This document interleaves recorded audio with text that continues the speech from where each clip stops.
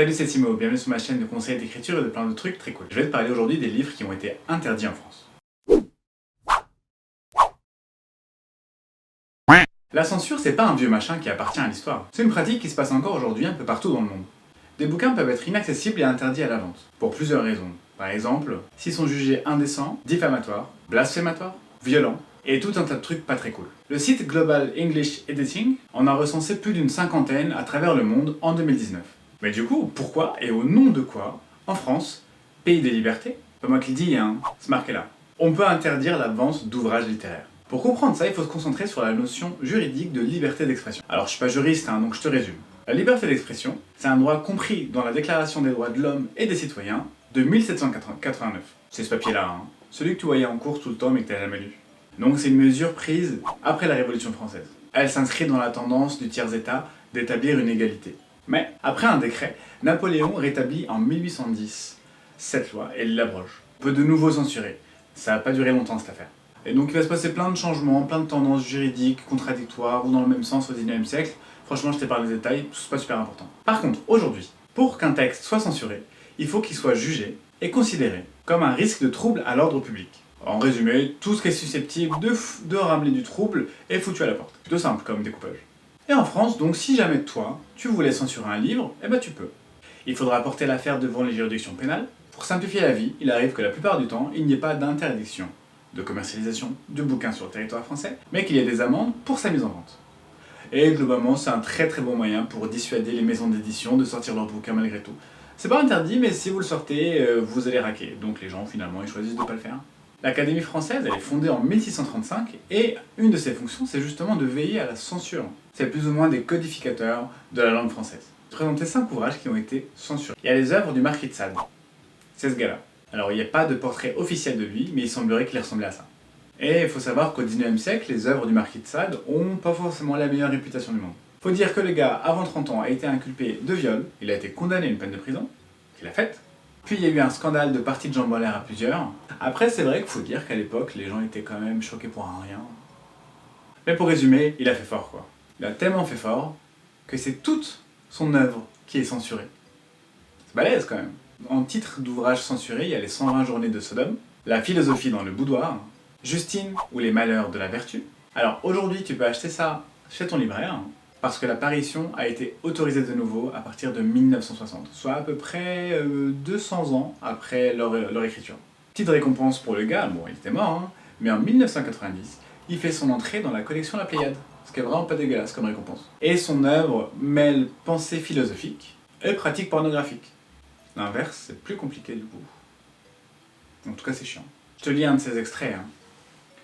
Nous autres libertins, nous prenons des femmes pour être nos esclaves. Leur qualité d'épouse les rend plus soumises que des maîtresses. Et vous savez de quel prix est le despotisme dans les plaisirs que nous goûtons. Le mec, mettez l'ambiance, hein, ça ferait frémir les féministes aujourd'hui. Le deuxième bouquin, c'est Suicide, mode d'emploi, de Claude Guillon et Yves Le Bonnec. Ce bouquin est publié en 1982, et à sa sortie, il se vend à plus de 100 000 exemplaires. C'est un carton. Par contre, c'est seulement 9 ans après sa sortie qu'il est censuré. Il est même interdit de vente en France. Tu te demanderas du coup pourquoi aussi tard. Eh bien parce qu'en fait, il y a un texte de loi sanctionnant la provocation au suicide qui est voté à l'Assemblée en 1987. Donc en fait, on peut dire que les auteurs ont profité d'un vide juridique. Dans cet essai, les auteurs présentent en fait l'histoire du suicide et différentes méthodes de se suicider, avec des traitements médicamenteux et même des recettes avec des dosages, des grammages de médicaments particuliers à prendre, et plusieurs méthodes pour se suicider efficacement. Si jamais toi tu as un projet de suicide, et si jamais toi tu reçois des gens dont t'es pas très fan, une petite recette et c'est vite plié. Mais le problème c'est justement dans cette partie-là, parce que c'est pas la partie histoire du suicide qui pose problème, c'est les recettes justement. Et c'est pour ça qu'ils vont être sanctionnés. Parce que les auteurs vont même pas essayer de détourner leur lecteur de ça. Ni dans la préface, ni dans rien du tout. Donc je te lis un extrait... Ah non, je vais pas faire ça, parce qu'en fait je veux pas que ma chaîne soit bloquée, tout simplement. Alors par contre j'ai regardé sur internet pour avoir un exemplaire, ça coûte plus ou moins un bras, un peu de choses près. Donc bah tant pis, je vais pas le mettre dans ma collection de livres joyeux. Troisième livre, c'est Les Fleurs du Mal de Baudelaire. Et lui, pour le coup, c'est quelques jours après la parution que le livre est censuré. C'est en 1857. Et donc Charles Baudelaire est traduit en justice. Il arrive à en échapper sans payer d'amende, mais en tout cas, ses livres sont censurés, il doit retirer des poèmes. Et lui, il est condamné pour offense à la morale religieuse et outrage à la morale publique et des bonnes mœurs. Alors lui, pour le coup, c'est la totale, c'est la complète, c'est salade, tomate, oignon, totale. Supplément fromage même. Et donc tu remarqueras que c'est les mêmes conditions d'interdiction et de sanctions pénales qu'aujourd'hui. Ça n'a pas changé depuis le 19e siècle. Alors maintenant, il y a eu des rééditions depuis. Depuis 1946, on peut rééditer l'œuvre complète.